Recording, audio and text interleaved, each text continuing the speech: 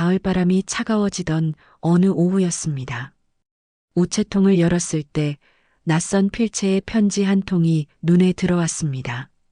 요즘 누가 손편지를 보내나 싶어 봉투를 뜯었습니다. 발신인 이름을 보는 순간 손이 떨렸습니다. 한미숙, 44년 만이었습니다.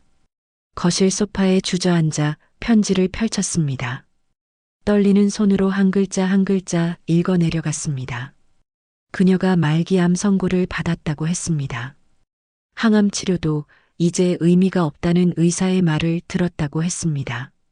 길어야 석 달이라고 했습니다. 그리고 마지막 부탁이 있다고 했습니다. 죽기 전에 꼭 한 번만 만나고 싶다고, 할 말이 있다고, 제발 외면하지 말아달라고. 병원 이름과 병실 번호가 적혀 있었습니다. 편지를 내려놓고 창밖을 바라봤습니다. 단풍잎이 바람에 흩날리고 있었습니다. 44년 전 그 가을도 이렇게 아름다웠던가요? 아니, 아름답지 않았습니다. 지옥 같았습니다. 휴대폰을 집어 들었다가 다시 내려놓기를 반복했습니다. 딸 서연이한테 전화하고 싶었습니다. 하지만 통화 버튼을 누를 용기가 나지 않았습니다. 어차피 받지도 않을 것입니다. 5년 전부터 서연이는 저와 연락을 끊었습니다. 어머니가 돌아가신 후 저를 용서할 수 없다고 했습니다.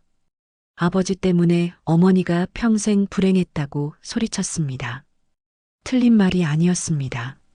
아내는 20년 전에 세상을 떠났습니다. 위암이었습니다. 임종 직전까지도 저를 똑바로 보지 않았습니다.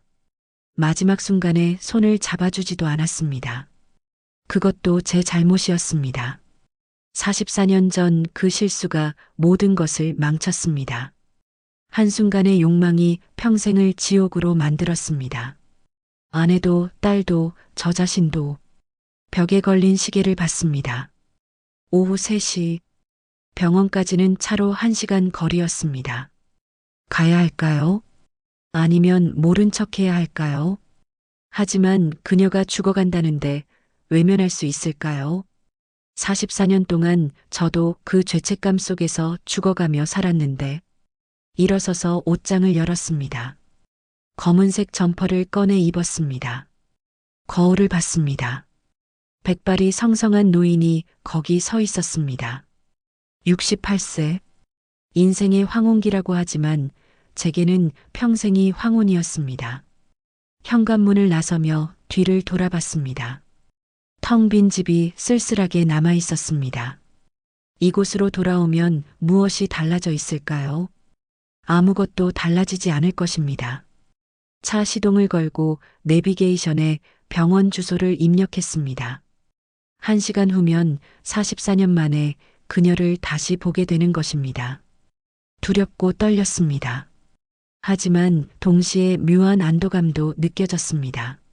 마침내 끝을 볼 수 있겠구나. 악셀을 밟았습니다. 차가 천천히 움직이기 시작했습니다. 고속도로에 진입하자 기억이 밀려왔습니다. 1980년 가을, 저는 44살이었습니다. 회사 영업팀 팀장으로 12년째 근무 중이었습니다. 이종훈 부장님은 55세였고 저보다 11살 많은 직속 상사였습니다. 금요일 저녁이었습니다. 부장님이 내일 낚시 가자며 집으로 오라고 했습니다. 짐 싸서 오면 새벽에 편하게 출발할 수 있다고 했습니다. 저녁 7시쯤 부장님 댁에 도착했습니다. 사모님은 친구 만나러 나가셨고 부장님과 둘이 간단히 식사를 했습니다. 그때 부장님 휴대폰이 울렸습니다. 이사님이 급하게 부르신다며 서둘러 나가셨습니다. 인사고가 시기라 안 갈 수 없다고 했습니다. 혼자 남겨졌습니다. 거실에서 TV를 보다가 작은 방으로 들어갔습니다. 침대에 누워 휴대폰으로 낚시 영상을 보다가 잠이 들었습니다. 얼마나 잤을까요? 깊은 잠에서 이상한 느낌이 들었습니다. 따뜻하고 부드러운 감각이 느껴졌습니다. 술 냄새가 희미하게 풍겨왔습니다. 여자의 목소리가 들렸습니다. 왜 여기서 자고 있냐고, 늦어서 미안하다고, 대신 기분 좋게 해주겠다고 했습니다. 순간 정신이 번쩍 들었습니다. 사모님이었습니다. 부장님 부인이 저를 부장님으로 착각하고 있었습니다. 어둠 속에서 제가 자고 있는 모습만 보고 남편인 줄 알았던 것입니다. 어떻게 해야 했을까요? 지금 당장 말해야 했을까요? 하지만 너무 황홀했습니다. 이미 제 몸은 완전히 반응하고 있었고 그녀의 손길은 계속되고 있었습니다. 잠깐만. 나쁜 생각이 스쳐 지나갔습니다. 자는 척하면 이 상황을 조금 더 즐길 수 있지 않을까요? 죄책감과 쾌락 사이에서 순간적으로 선택을 했습니다. 눈을 감은 채로 있기로 했습니다. 그녀는 더 대담해졌습니다.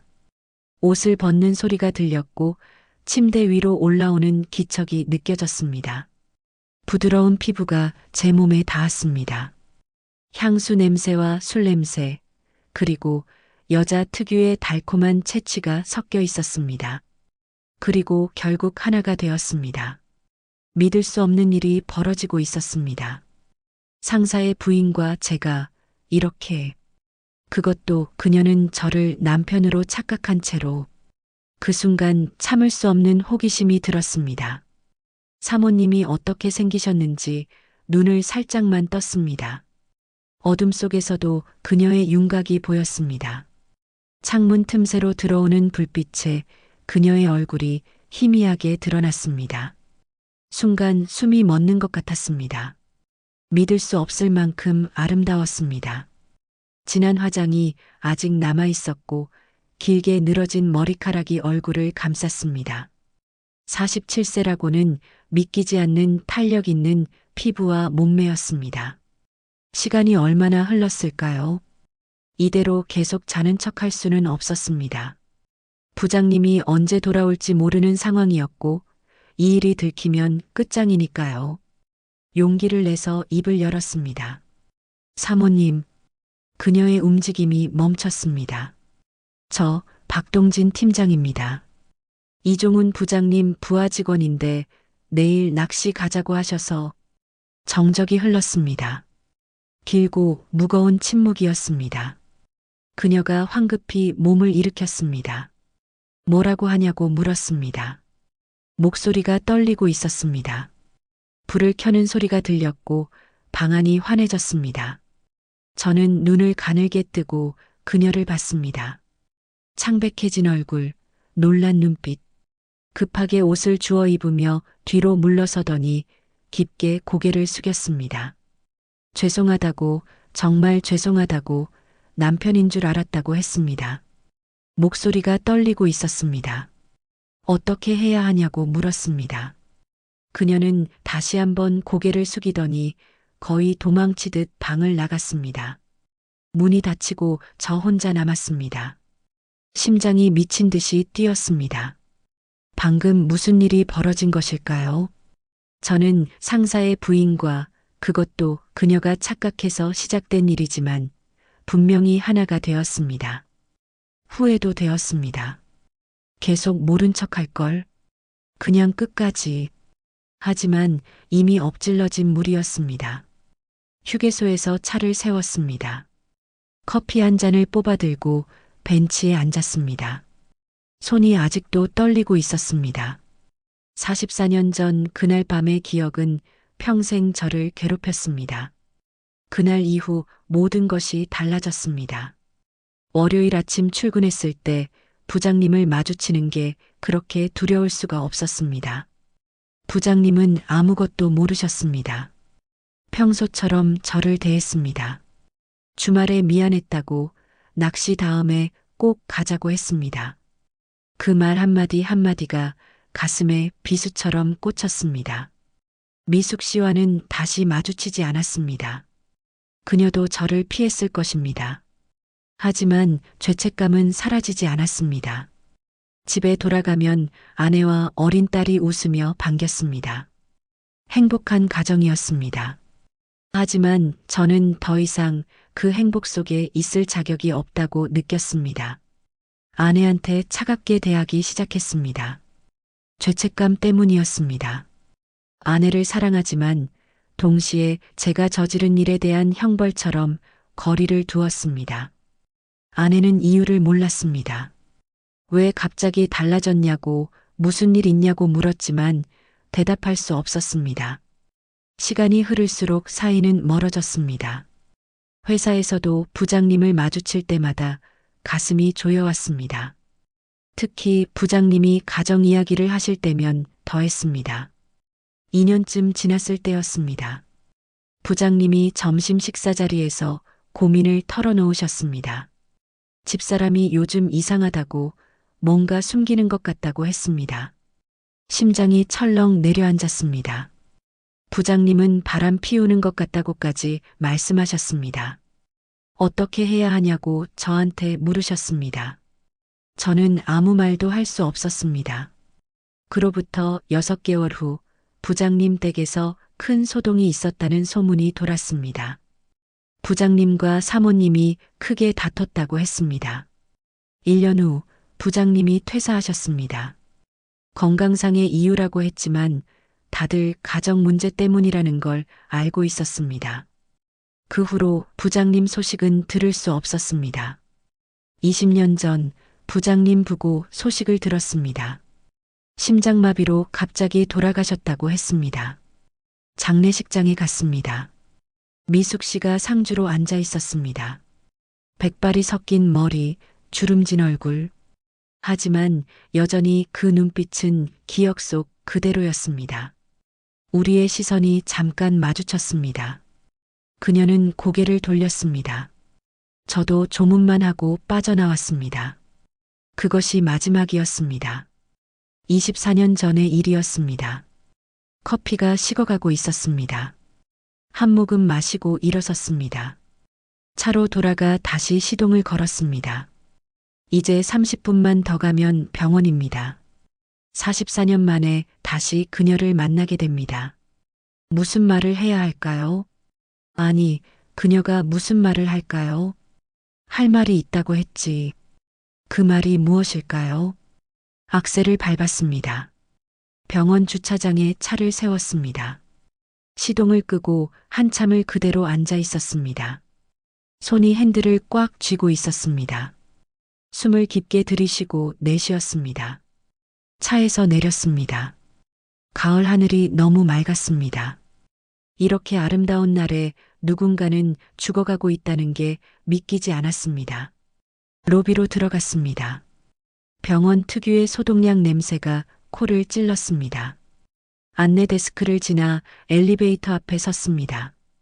7층 버튼을 눌렀습니다. 엘리베이터가 올라가는 동안 가슴이 쿵쿵거렸습니다. 거울에 비친 제 모습을 봤습니다. 백발의 노인, 주름진 얼굴, 44년의 세월이 고스란히 새겨져 있었습니다. 7층에 도착했습니다. 문이 열리고 복도가 펼쳐졌습니다. 길고 하얀 복도, 양쪽으로 병실 문들이 줄지어 있었습니다. 발걸음을 옮겼습니다. 702호, 702호, 702호 앞에 섰습니다. 문 너머에서 기침 소리가 들렸습니다. 약하고 가늘게 떨리는 기침이었습니다. 손을 들어 놓고 하려는데 떨렸습니다. 정말 들어가는 건가? 노크했습니다. 들어오라는 목소리가 들렸습니다. 44년 전보다 훨씬 약하고 가늘어진 목소리였지만 분명히 그 목소리였습니다. 문을 열고 들어갔습니다. 창가 침대에 한 여자가 누워 있었습니다. 백발이 성성했습니다. 얼굴은 야위었고 눈가에 주름이 깊었습니다. 하지만 그 눈빛만은 44년 전 그대로였습니다. 한미숙, 66세가 된 그녀. 그녀가 저를 보며 희미하게 미소 지었습니다. 올 줄 알았다고 했습니다. 저는 침대 옆 의자를 당겨 앉았습니다. 무슨 말을 해야 할지 몰랐습니다. 그녀가 먼저 입을 열었습니다. 많이 늙었다고 했습니다. 웃으며 말했지만 목소리에 슬픔이 묻어났습니다. 저도 많이 늙었다고 대답했습니다. 서로를 바라봤습니다. 긴 침묵이 흘렀습니다. 44년의 세월이 그 침묵 속에 담겨 있었습니다. 병실 창밖으로 가을 햇살이 들어왔습니다. 그녀의 얼굴을 비췄습니다. 그제야 제대로 보였습니다. 얼마나 많이 수척해졌는지. 그녀가 손을 들어 제 손을 잡았습니다. 차갑고 뼈만 앙상한 손이었습니다. 기다렸다고 했습니다. 편지 보낸 후 매일 기다렸다고 했습니다. 죄송하다고 말했습니다. 진심이었습니다. 그녀가 고개를 저었습니다. 와줘서 고맙다고 했습니다. 의사가 석 달이라고 했다고 했습니다. 하지만 자기 몸은 자기가 안다고 아마 한 달도 못 버틸 것 같다고 했습니다. 가슴이 먹먹해졌습니다. 그녀가 천천히 입을 열었습니다. 할 말이 있다고 했습니다. 죽기 전에 꼭 해야 할 말이 있다고 했습니다. 저는 고개를 끄덕였습니다. 그녀가 심호흡을 했습니다. 그리고 떨리는 목소리로 말하기 시작했습니다. 44년 전 그날 밤 이야기를. 그녀의 첫마디에 온몸이 얼어붙었습니다. 그날 밤 당신이 누군지 알고 있었다고 했습니다. 처음부터 남편이 아니라는 걸 알았다고 했습니다. 세상이 무너지는 것 같았습니다. 뭐라고요? 믿을 수 없어서 되물었습니다. 그녀가 쓰음을 지었습니다. 슬픈 미소였습니다. 집에 들어섰을 때부터 알았다고 했습니다. 작은 방에 불이 켜져 있는 걸 봤다고 했습니다.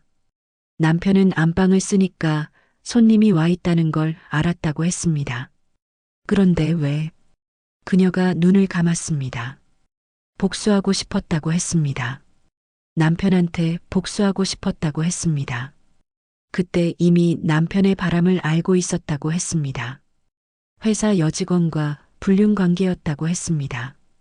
반년 넘게 계속되고 있었다고 했습니다. 증거도 있었다고 했습니다. 호텔 영수증, 문자 메시지, 모든 것을 알고 있었다고 했습니다. 하지만 차마 말하지 못했다고 했습니다. 딸이 아직 어렸고 경제적으로도 독립할 수 없었다고 했습니다. 그래서 참았다고 했습니다. 하지만 그날 밤 친구들 만나서 술을 마셨다고 했습니다. 친구들도 다들 남편 불평을 했다고 했습니다. 배신감과 분노가 폭발했다고 했습니다. 집에 돌아왔을 때 남편은 없었고 작은 방에 누군가 자고 있었다고 했습니다. 그 순간 악마 같은 생각이 들었다고 했습니다. 남편이 나를 배신했으니 나도 배신하자. 그래서 일부러 그렇게 했다고 했습니다. 저는 말문이 막혔습니다. 그러니까 저는 복수의 도구였다는 말입니까? 그녀가 눈물을 흘렸습니다. 미안하다고 했습니다. 정말 미안하다고 했습니다. 당신을 이용한 거라고 했습니다. 당신의 인생도 망쳐놓았다고 했습니다. 저는 아무 말도 할 수 없었습니다. 44년 동안 제가 느꼈던 죄책감, 자책감, 모든 것이 무엇이었을까요? 그녀가 계속 말했습니다. 하지만 그것으로 끝이 아니었다고 했습니다. 더 큰 일이 벌어졌다고 했습니다. 2달 후에 임신 사실을 알았다고 했습니다. 심장이 멎는 것 같았습니다. 남편과는 그해 초부터 잠자리를 하지 않았다고 했습니다. 그러니 아이는 분명히 제 아이라고 했습니다. 세상이 무너졌습니다. 그녀가 어떻게 했냐고 물었습니다. 남편 몰래 아이를 낳았다고 했습니다. 친정 어머니한테만 사실을 말했다고 했습니다. 어머니가 시골에 내려가서 조용히 출산할 수 있게 도와주셨다고 했습니다. 남편한테는 어머니가 편찮으셔서 몇 달간 시골에 내려가 있어야 한다고 거짓말했다고 했습니다. 아이를 낳았습니다. 딸이었다고 했습니다. 그리고 입양 보냈다고 했습니다. 저는 의자에서 일어날 수가 없었습니다. 아이가 있었다고요. 제 아이가. 그녀가 고개를 끄덕였습니다. 지금 43살이라고 했습니다. 어딘가에서 살고 있을 거라고 했습니다. 입양 기록을 보니 좋은 가정에 입양되었다고 했습니다. 그것만이 위로였다고 했습니다. 저는 머리를 감싸쥐었습니다. 44년 동안 모르고 살았습니다. 제 딸이 세상 어딘가에 있다는 것을 한참을 아무 말도 하지 못했습니다. 병실은 고요했습니다. 창밖에서 까마귀 울음소리가 들렸습니다. 그녀가 물을 한 모금 마셨습니다. 손이 떨려서 컵을 제대로 잡지 못했습니다. 제가 컵을 받쳐주었습니다. 고맙다고 했습니다. 다시 침대에 기대 누웠습니다. 그 후로 어떻게 사셨냐고 물었습니다. 그녀가 천장을 바라보며 말했습니다. 지옥 같았다고 했습니다. 남편한테 진실을 말하고 싶었지만 할 수 없었다고 했습니다. 말하는 순간 모든 것이 무너질 테니까요. 그래서 참았다고 했습니다. 하지만 남편은 계속 바람을 피웠다고 했습니다. 그 여직원과의 관계는 끝났지만 또 다른 여자가 생겼다고 했습니다. 결국 2년 후에 문제가 터졌다고 했습니다. 남편이 또 다른 여자와 호텔에 있는 걸 목격했다고 했습니다. 더 이상 참을 수 없어서 크게 싸웠다고 했습니다. 이혼을 요구했다고 했습니다. 하지만 남편이 거부했다고 했습니다. 체면 때문이었다고 했습니다. 회사에서 부장까지 올랐는데 이혼하면 승진에 지장이 있으니까요. 그래서 각방을 쓰기 시작했다고 했습니다. 부부는 이름뿐이었다고 했습니다. 딸 하나를 키우며 그렇게 살았다고 했습니다. 남편은 5년 후에 회사를 그만뒀다고 했습니다. 결국 가정 문제가 회사에 알려졌고 승진해서 밀렸다고 했습니다. 좌절한 남편은 술을 마시기 시작했다고 했습니다. 그렇게 20년을 더 살았다고 했습니다. 그러다 20년 전에 남편이 심장마비로 갑자기 세상을 떠났다고 했습니다. 저는 고개를 끄덕였습니다. 장례식장에서 봤었다고 했습니다. 그녀가 저를 봤습니다. 그날 당신을 보고 싶지 않았다고 했습니다. 당신을 보면 그날 밤이 생각나고 입양 보낸 아이가 생각나고 모든 죄책감이 다시 살아나니까요. 그래서 고개를 돌렸다고 했습니다. 이해한다고 말했습니다. 그녀가 계속 말했습니다. 남편이 죽은 후에도 편하지 않았다고 했습니다. 딸한테 미안했다고 했습니다. 불행한 가정에서 자라게 해서 아버지의 사랑을 제대로 못 받게 해서 딸은 결혼해서 나갔다고 했습니다. 하지만 자주 연락하지 않았다고 했습니다. 혼자 살았다고 했습니다. 그리고 6개월 전에 암 진단을 받았다고 했습니다. 말기였다고 했습니다. 의사가 1년이라고 했지만 이미 몸 곳곳에 전이되어 있었다고 했습니다. 항암 치료를 시작했지만 효과가 없었다고 했습니다. 한 달 전에 의사가 말했다고 했습니다. 이제 집에 가서 편히 계시라고. 치료는 의미가 없다고. 그래서 결심했다고 했습니다. 죽기 전에 당신을 만나야겠다고. 용서를 구해야겠다고. 그리고 용서하고 싶다고. 용서하고 싶다는 말에 고개를 들었습니다. 그녀가 저를 똑바로 바라봤습니다. 당신도 피해자라고 했습니다. 저는 고개를 저었습니다. 아니라고, 제가 잘못했다고 말했습니다. 그날 밤 거절할 수 있었다고 했습니다. 정신을 차리고 사모님이라고 말할 수 있었다고 했습니다. 하지만 저는 그러지 않았다고 했습니다. 욕망에 굴복했다고 했습니다. 그것이 제 죄라고 했습니다. 그녀가 눈물을 흘렸습니다. 당신을 유혹한 건 저라고 했습니다. 처음부터 의도했다고 했습니다. 당신은 잠들어 있었고 저는 술에 취해 있었고 그 상황에서 거절하기 어려웠을 거라고 했습니다. 저는 그녀의 손을 잡았습니다. 둘 다 잘못했다고 말했습니다. 서로에게 상처를 줬다고 했습니다. 하지만 가장 큰 피해자는 그 아이라고 했습니다. 입양 보낸 딸 말입니다. 그녀가 고개를 끄덕였습니다. 평생 그 아이 생각을 했다고 했습니다. 잘 자라고 있을까, 행복할까, 매일 궁금했다고 했습니다. 그런데 한 달 전에 기적이 일어났다고 했습니다. 그 아이가 찾아왔다고 했습니다. 저는 눈이 커졌습니다. 그녀가 미소 지었습니다. 평생 처음 보는 환한 미소였습니다. 입양 기록을 통해 친모를 찾아왔다고 했습니다. 이름은 윤서희라고 했습니다. 43살이었다고 했습니다. 좋은 가정에서 자랐다고 했습니다. 부모님이 사랑으로 키워주셨다고 했습니다. 결혼도 했고 아이도 둘 있다고 했습니다. 행복하게 살고 있다고 했습니다. 다만 친부모가 궁금했다고 했습니다. 왜 자기를 입양 보냈는지, 친부모는 누구인지 알고 싶었다고 했습니다. 그래서 찾아왔다고 했습니다. 그녀가 모든 것을 말했다고 했습니다. 아버지가 누구인지, 어떤 상황에서 태어났는지, 왜 입양 보낼 수밖에 없었는지 서희 씨가 이해해 주었다고 했습니다. 엄마를 원망하지 않는다고 했습니다. 오히려 그 어려운 상황에서 나아줘서 고맙다고 했습니다. 그리고 친아버지를 만나고 싶다고 했다고 했습니다. 저는 숨이 멎는 것 같았습니다. 그녀가 제 손을 꽉 쥐었습니다. 서희 씨가 오늘 오후 4시에 온다고 했습니다. 당신을 만나고 싶어 한다고 했습니다. 저는 시계를 봤습니다. 지금 3시 반이었습니다. 30분 후면 두렵다고 말했습니다. 그녀가 이해한다고 했습니다. 자기도 처음 만날 때 두려웠다고 했습니다. 하지만 만나야 한다고 했습니다. 그 아이한테도 당신한테도 저한테도 필요하다고 했습니다.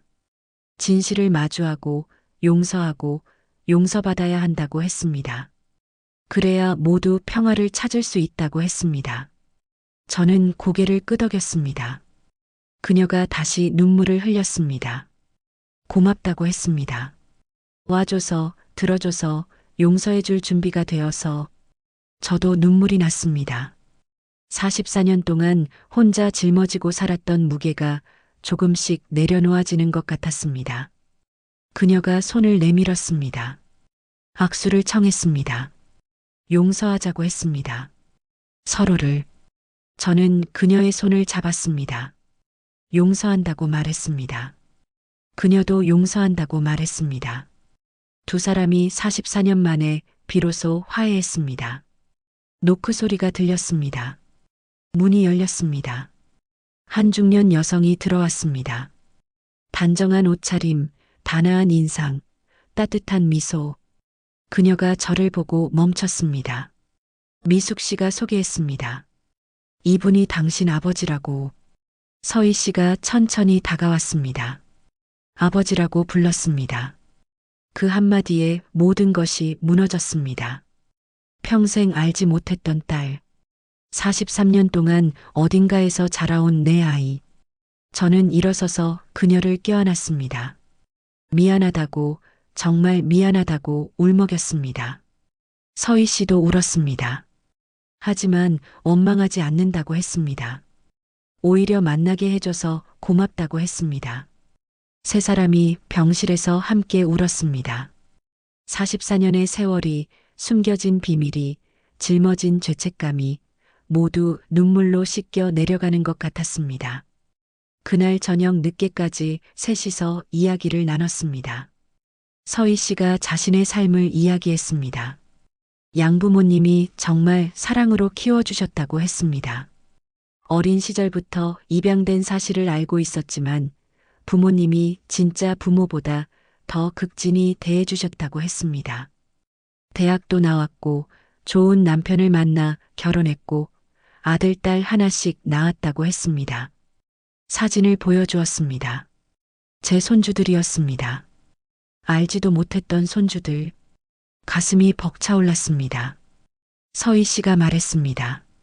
친부모를 원망한 적은 없다고 했습니다. 다만 궁금했다고 했습니다. 이제 만났으니 궁금증도 풀렸고 한 가지 소원도 이루었다고 했습니다. 그리고 제안을 했습니다. 앞으로 가족처럼 지내면 어떻겠냐고 했습니다. 미숙 씨를 할머니처럼, 저를 아버지처럼 대하고 싶다고 했습니다. 시간이 얼마 남지 않았으니 그 시간만이라도 함께하고 싶다고 했습니다. 미숙 씨가 눈물을 흘리며 고개를 끄덕였습니다. 저도 그렇게 하고 싶다고 말했습니다. 그날부터 매일 병원에 갔습니다. 서희 씨도 자주 왔습니다. 손주들도 데려왔습니다. 미숙 씨는 손주들을 보며 행복해했습니다. 평생 보지 못했던 딸의 아이들을 마지막에나마 만난 것입니다. 한 달이 흘렀습니다. 미숙 씨의 상태는 급격히 나빠졌습니다. 더 이상 말도 제대로 하지 못했습니다. 침대에 누워 산소호흡기에 의지했습니다. 마지막 날이었습니다. 의사가 말했습니다. 오늘 밤을 넘기기 어려울 것 같다고. 서희 씨와 저, 그리고 서희 씨의 가족들이 모두 병실에 모였습니다. 미숙 씨가 희미하게 눈을 떴습니다. 우리를 하나하나 바라봤습니다. 서희 씨의 손을 잡았습니다. 고맙다고 속삭였습니다. 손주들을 쓰다듬었습니다. 예쁘다고 했습니다. 그리고 제 손을 잡았습니다. 용서해줘서 고맙다고 했습니다. 이제 편히 갈 수 있다고 했습니다. 저는 눈물을 흘리며 말했습니다. 저도 용서해 주셔서 고맙다고. 덕분에 제 인생도 조금은 가벼워졌다고. 평안히 가시라고. 그녀가 미소 지었습니다. 눈을 감았습니다. 숨소리가 점점 약해졌습니다. 그리고 멈췄습니다. 의사가 들어와 확인했습니다. 오후 11시 43분이었습니다. 한미숙 씨가 세상을 떠났습니다. 장례는 조용히 치러졌습니다. 서희 씨가 상주였고 저도 가족으로서 함께 있었습니다. 문상객은 많지 않았습니다. 미숙 씨가 오래 혼자 살았기 때문입니다. 하지만 따뜻한 장례식이었습니다. 서희 씨가 어머니를 정성껏 보냈습니다. 장지로 가는 길 저는 생각했습니다. 미숙 씨는 마지막 한 달을 행복하게 보냈을 것입니다. 딸을 만났고 손주들을 받고 용서를 받았으니까요. 그리고 저도 조금은 구원받았습니다. 44년 동안 짊어진 죄책감에서 조금은 자유로워졌습니다. 장례가 끝나고 집으로 돌아왔습니다. 텅 빈 집이었지만 예전처럼 쓸쓸하지만은 않았습니다. 서희 씨가 연락했습니다. 이번 주말에 식사하자고 했습니다. 손주들도 데리고 오겠다고 했습니다. 저는 미소 지었습니다. 43년 만에 생긴 딸, 그리고 손주들, 인생의 마지막에 받은 선물 같았습니다. 창밖을 봤습니다. 겨울이 다가오고 있었습니다. 나뭇잎이 다 떨어지고 앙상한 가지만 남아 있었습니다. 하지만 봄이 오면 다시 꽃이 필 것입니다. 제 인생도 그런 것 같습니다. 44년 동안 긴 겨울을 보냈습니다. 하지만 마지막에 조금의 봄을 맞이했습니다. 늦었지만 그래도 다행입니다. 휴대폰을 꺼냈습니다. 딸 서연이한테 문자를 보냈습니다. 5년 만이었습니다. 서연아, 아빠야. 할 이야기가 있어. 시간 되면 만날 수 있을까? 답장이 올까요? 모르겠습니다. 하지만 보내는 것만으로도 의미가 있습니다. 이제는 용기를 낼 수 있으니까요. 미숙 씨와 서희 씨가 가르쳐 준 것입니다. 용서는 가능하다는 것을, 늦었어도 시작할 수 있다는 것을. 저는 창가에 앉아 해가 지는 것을 바라봤습니다. 아름다운 노을이었습니다. 인생의 황혼도 이렇게 아름다울 수 있구나. 그렇게 생각했습니다.